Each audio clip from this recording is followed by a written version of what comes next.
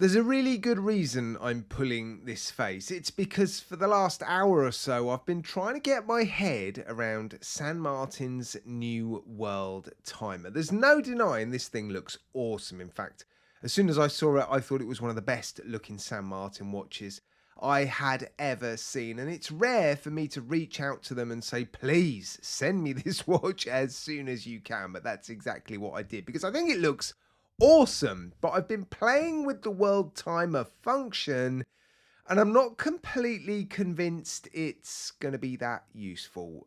I think the best thing for me to do is to just head over to the Lightbox and show you exactly what I'm talking about. So here it is then. This is the version of this watch I asked San Martin to send me because they've made another version and there's just not quite so much going on the dial. But I like the busyness of this one. There's just a lot going on and it looks a bit crazy. But yeah, once you understand what it's all for, it all makes sense. But yeah, I just think it's a really good looking watch. But anyway, let me explain to you first how to use the world timer function before I go on to explain why I think there might be a problem with it, certainly for me in the UK. And there is an added layer of complexity with this watch because it's not just a world timer, it is a GMT world timer. So you've got a GMT hand, your normal hour hand, your minutes hand, and your running seconds hand there. So the watch is set up correctly. I have set the time to match the local time in the UK.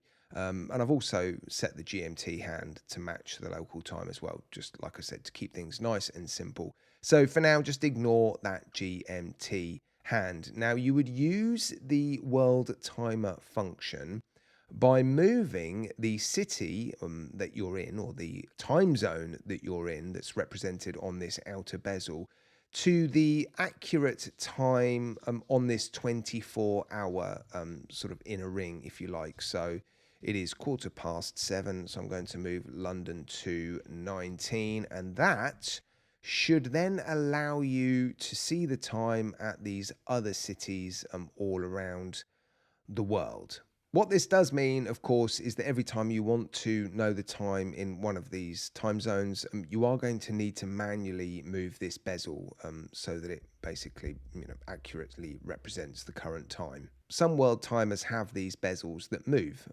so that it's constantly showing you the time in the other cities, but this one doesn't. This is a manual one, basically. So I'm going to continue to ignore the GMT function for now, and I'm going to move on and explain to you why I think this function isn't particularly useful for me in the UK. And you'll probably notice already that Cairo and Moscow, according to my iPhone, it's 17 minutes past 9 at both of those cities. And that doesn't really work because each of these cities on this bezel is supposed to be, well, an hour further forward than the previous one. And, well, we've already got a problem on the third and fourth city. So we've got London, Geneva, Cairo, and Moscow.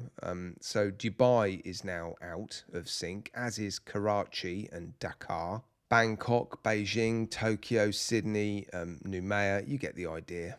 Now, if we keep going, Honolulu, it's 18 minutes past 8, and then Anchorage, it's now 18 minutes past 10. So that's not an hour difference, is it? In Denver and in Mexico City in Mexico, it's showing us that it's the same time, 18 minutes past 12. And then it jumps to, well, almost 20 past 2 for New York, 20 past 2 for La Paz. And then it moves on to Rio de Janeiro, Grytviken, and Ponta Delgada, which is showing us 20 past 6. Now, in theory, in order for this world timer to work, there should be 1 hour difference on my phone for all of these time zones, but there clearly isn't. They're sort of all over the place, which basically means I don't think I can trust this manual world timer to show me accurate times in all of the locations that appear on this bezel. Now, I can confirm this isn't a problem that exists solely for this particular San Martin world timer, because on my iPhone, you are looking at the time zones used on a very expensive Omega world timer. And as you can see,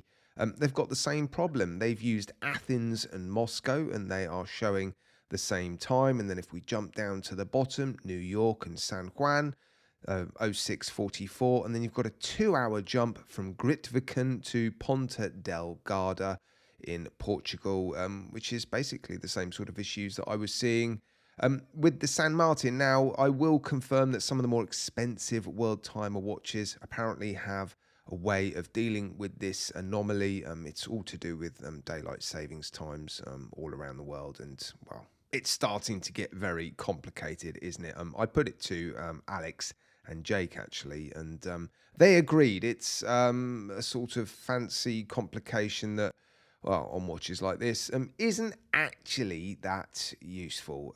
I think if you want to know the time zones or the time in different cities around the world, I think we surmised that you're better off just using your phone. But anyway, it looks good. It's a good looking watch. So let's just focus on that, shall we? And of course, with it being a San Martin, the specifications are also pretty impressive. Let me give you the highlights. Ceramic bezel insert, double domed boxed sapphire crystal with blue AR coating, 316L stainless steel throughout, solid end links, solid links, screw pins. It's got their more recent milled clasp with the on-the-fly adjustment system. So you just press this button and it slides out, and then you can just push it in. So yeah, that's nice to have. It does make the clasp a touch chunky, but it's proving to be a very popular clasp, and again, very nicely finished. Double pushers, no safety latch, but an applied logo, screw down case back, and a screw down crown, giving the watch 100 meters of water resistance. Given the size of it, I suspect they could have rated it as a 200-meter water resistant watch, but they've opted for 100 meters. You've got a 24 click bi-directional bezel, of course, with it being a GMT world timer, and the action is actually very nice. It's very quiet, very smooth, and each of the locations is very defined. So yeah, bezel action is lovely. The bracelet's nice as well. I'm not wild about beads of rice bracelets, but the execution and the finishing is incredible, which I think we've all come to expect now from San Martin. Drilled lugs as well, actually, and case finishing again, very nice. Nice coin edge on the outside of the bezel, and yeah, I've shown you the dial a lot. The hands are all quite similar, aren't they? I think it would look better if the GMT hand, which is this one here because it's reaching right out to the 24-hour markers, was a completely different shape and color. This is the hour hand. And I also think maybe if the hour markers were a little bit more defined and didn't have these sort of halfway pips, it might make it a little bit easier to tell the time, because as you can see, there's no 12-hour numerals on this dial. So telling the time at a glance isn't particularly quick. But I still like it enough to part with almost $300 of my own money to buy this watch. Probably not. I hope it's well discounted in the upcoming sale. And I've also reached out to them for a discount code. So if you want to buy this watch before the sale starts, fingers crossed, they give me a decent discount code. And if they have, I'll put it in my video description. But yeah, the fact that the main function or complication that this watch has isn't going to prove to be that useful means it's unlikely that I would spend $300 of my own money on this watch. But I really do like the way it looks. I keep saying it, don't I? Yeah, I like it. Right, guys, it's time for you to let me know what you think of this watch and the video in the comments section. And if you've got any more information on this particular complication, this sort of world time manual mechanical complication that watches have, yeah, let me know. I'm sure other viewers would find it useful, because I've surmised that it's pretty useless, but maybe you've got some additional information that means it's not pretty useless. Right, guys, let me know in the comments section.